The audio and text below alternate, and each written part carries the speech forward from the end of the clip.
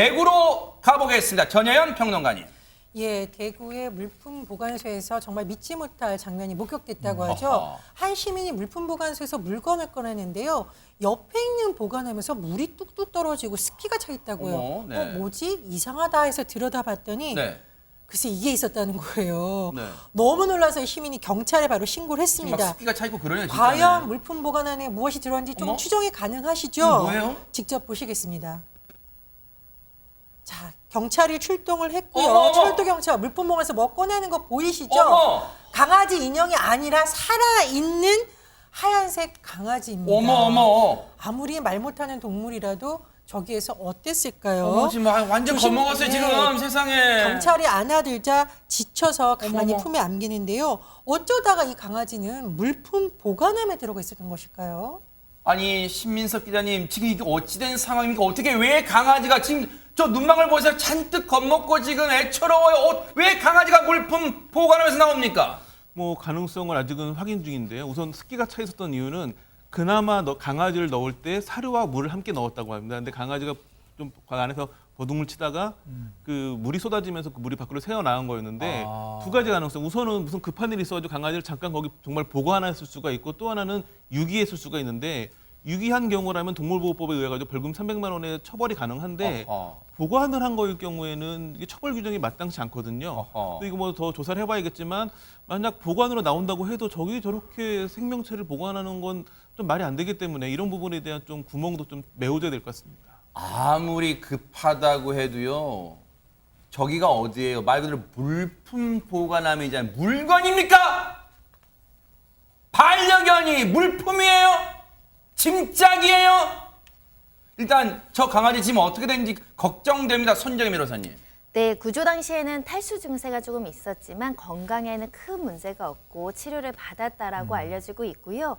현재는 대구 유기동물 보호센터에서 이제 보호되고 있다고 합니다.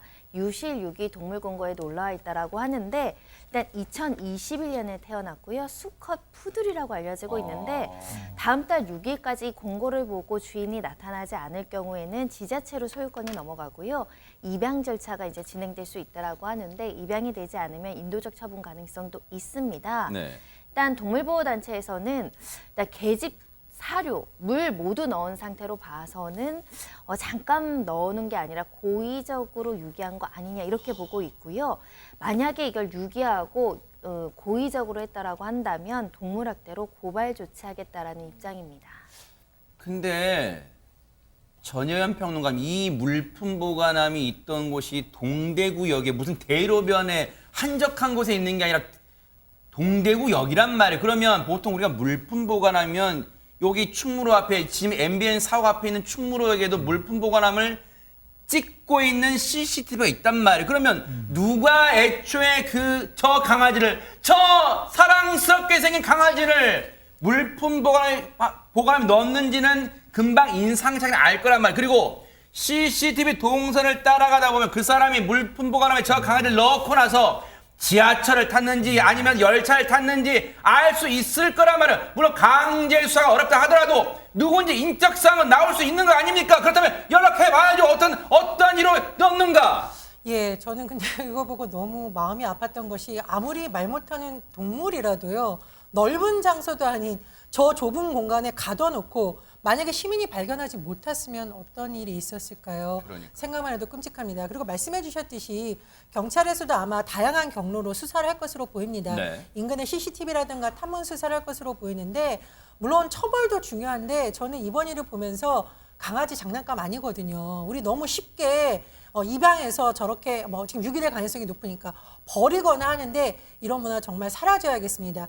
동물보호단체에서도 이런 부분에 대해서 강력한 처벌을 주장을 하는 것은 이런 일은 범죄고 무엇보다도 생명경시상 아이들도 따라 맞아요. 배웁니다. 맞아요. 어른들이 앞장서서 이런 문화 좀 없애야겠죠. 우리가 말 못하는 강아지라고 하지만 강아지들은 자신들만의 언어로 얘기했을 거예요. 살려주세요, 구해주세요. 얼마나 애처롭습니까? 얼마나 공포스러웠을까요? 반성하기 바라고 지금이라도 나타나세요. 그리고 잘못했는지 아니면 전후 사정을 밝히세요. 그래야 조금이나마 양심의 가책을 덜 수 있지 않을까 그런 생각해 봅니다.